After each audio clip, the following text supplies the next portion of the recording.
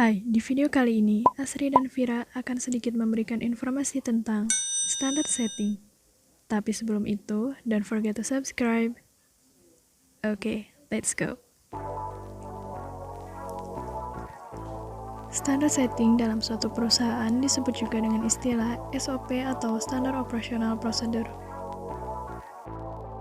SOP adalah suatu peraturan yang dibuat secara tertulis dalam suatu badan usaha yang berisi tentang peraturan dan pedoman kerja bagi setiap pekerja yang dijadikan sebagai standar pada kegiatan operasionalnya.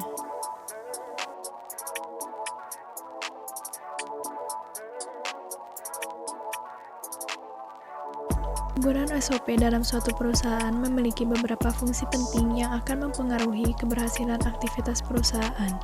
Di antaranya adalah sebagai rujukan pengetahuan bagi kegiatan operasional yang selalu diupdate. Tindakan seperti alur pemasaran dan penjualan, pengiriman barang dari gudang atau logistik, hingga pelayanan pelanggan, semua akan tertata dan terstruktur baik dengan merujuk pada knowledge base.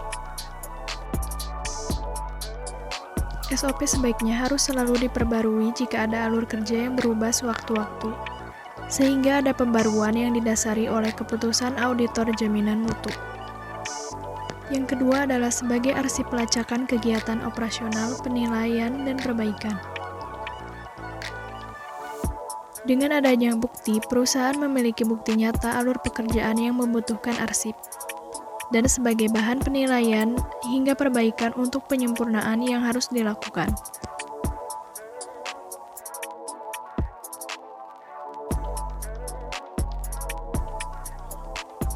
Menurut Menteri Pemberdaya-gunaan Aparatur Negara, SOP memiliki banyak manfaat bagi perusahaan dan organisasi.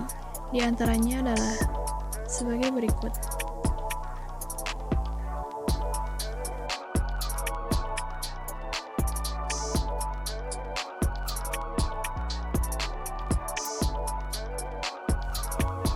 Ada beberapa kriteria dan prinsip yang harus diperhatikan saat membuat SOP. Di antaranya adalah spesifik. Pembuatan SOP harus detail dan lengkap sesuai dengan prosedur yang dibutuhkan. Jelas dan mudah dipahami. SOP harus dapat dicerna dengan baik oleh semua yang terlibat di dalamnya yang tidak menimbulkan banyak tafsiran. Efisien. Pembuatan SOP harus memperhatikan hasil dari SOP akan menghasilkan kegiatan atau aktivitas yang dijalankan akan menjadi lebih tepat, cepat, dan sesuai dengan tujuan dan target yang diinginkan. Konsisten. Penerapan SOP harus dilakukan secara konsisten oleh semua karyawan dan semua yang terlibat di dalamnya harus menjunjung kedisiplinan. Applicable. SOP yang dibuat harus dapat diaplikasikan dengan baik dan didukung oleh pihak manajemen dan budaya organisasi atau perusahaan. Minimalisasi kesalahan.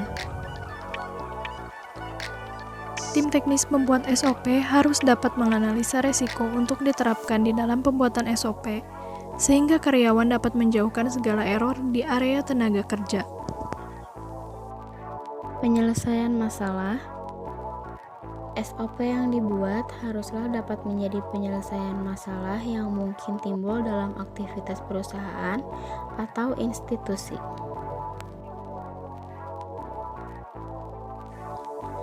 Perlindungan tenaga kerja. Standar operasional prosedur dalam hal ini dimaksud melindungi hal-hal yang berkaitan dengan persoalan pegawai sebagai loyalitas perusahaan dan pegawai sebagai individu secara personal. Batas pertahanan.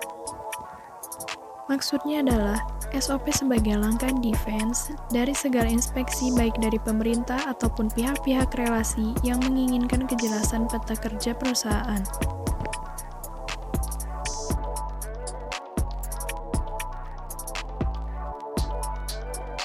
Lalu, kapankah SOP dibuat? Tim menyusun SOP harus memastikan SOP sudah siap sebelum suatu pekerjaan dilakukan. Contohnya, SOP cleaning service harus sudah ada ketika operasional kantor akan dijalankan.